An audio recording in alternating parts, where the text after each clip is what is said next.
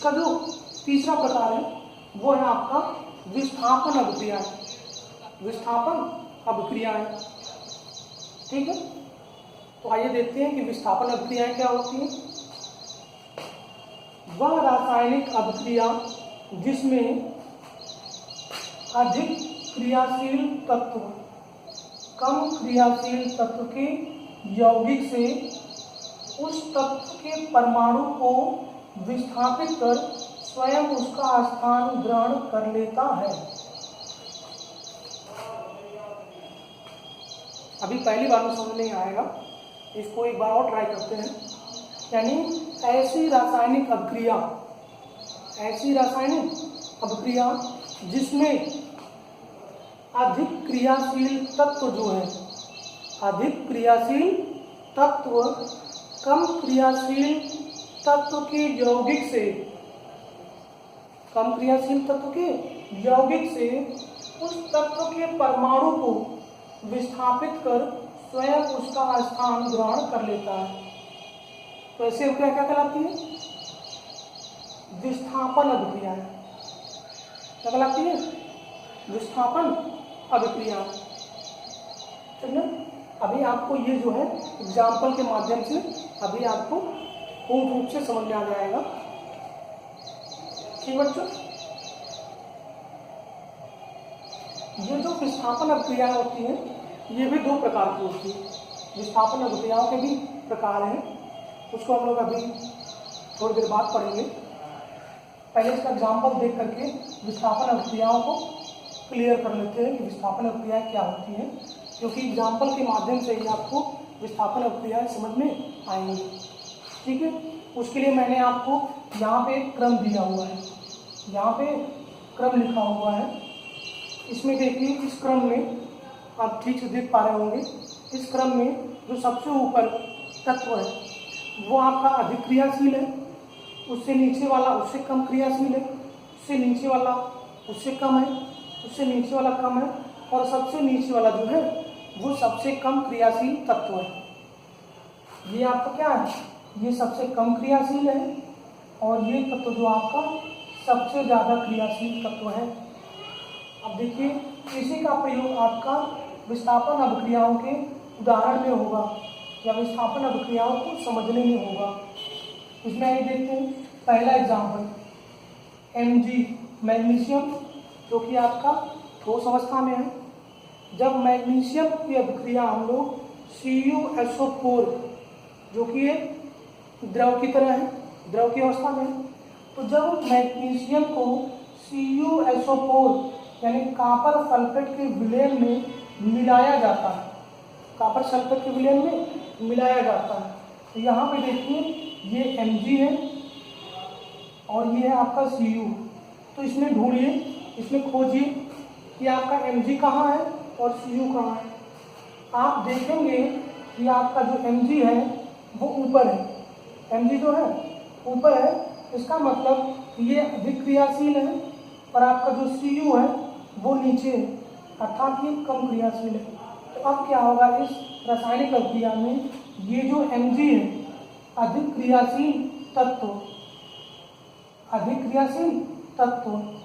कम क्रियाशील तत्व के यौगिक से, यानी कम क्रियाशील तत्व का यौगिक कौन है? ये है। इसमें से Cu को Mg जो है आपका विस्थापित कर देगा, अर्थात Cu को ये यहाँ से निकाल के बाहर कर देगा, और खुद अधिक क्रियाशील होने के कारण यहाँ पे जाके जुड़ जाएगा। तो देखिए कि मैग्नीशियम को कापर सल्फेट के विलयन में मिलाने पर क्या होता है, ये जो Mg है Cu को हटा के SO4 के साथ जुड़ जाएगा। ये हो जाएगा आपका MgSO4, और प्लस यहाँ Cu जो कम क्रियाशील है Mg की अपेक्षा, ये निकल के बाहर हो जाएगा, ये निकल करके बाहर हो जाएगा।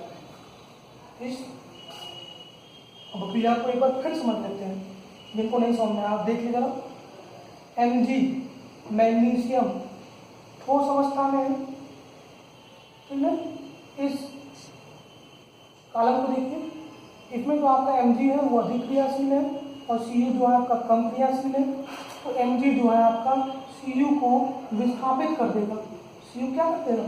विस्थापित कर देगा, यानी Cu को यहाँ से निकाल के बाहर कर देगा और खुद अधिक क्रियाशील होने के कारण ये SO4 के साथ Mg जुड़ जाएगा। देख रहे हैं, ऐसे ऐसे जुड़ जाएगा और Cu आपका कम क्रियाशील होने के कारण ये बाहर हो गया और Mg अधिक क्रियाशील होने के कारण Cu को हटा के खुद जुड़ गया है। ठीक, अब इसका दूसरा एग्जाम्पल देख लेते हैं। ठीक है बच्चों, Fe, ठीक है, यानी फेरस Fe प्लस CuSO4, यानी जब हम लोग लोहे को कॉपर सल्फेट के विलयन में मिलाते हैं, कॉपर सल्फेट के विलयन में मिलाते हैं, तब क्या होता है? तो यहाँ पर भी आप देखेंगे इस तत्व को और यहाँ पे इस तत्व को। ठीक, इस कॉलम में देखिए कौन नीचे है कौन ऊपर है, आपको दिखेगा कि Fe ऊपर है और Cu नीचे है। तो Fe ऊपर है, इसका मतलब ये अधिक क्रियाशील है और Cu जो है Fe से कम क्रियाशील है। तो यहाँ पे क्या होगा, यहाँ पे भी जो Fe है Cu को हटा करके खुद जुड़ जाएगा, ये बना लेगा FeSO4 और प्लस Cu यहाँ से विस्थापित होकर अलग हो जाएगा, Cu यहाँ से विस्थापित होकर अलग हो जाएगा। तो इस एग्जाम्पल से आप विस्थापन अभिक्रियाओं को समझ सकते हैं। ठीक, नाम से भी स्पष्ट है, विस्थापन अभिक्रिया है, इसका मतलब इसमें किसी तत्व का विस्थापन हो रहा है, किसी यौगिक से किसी तत्व का विस्थापन हो रहा है। विस्थापन होगा तो क्या होगा, जब कोई वस्तु विस्थापित होगी तो उसका स्थान लेने के लिए कोई दूसरी वस्तु आएगी, है ना।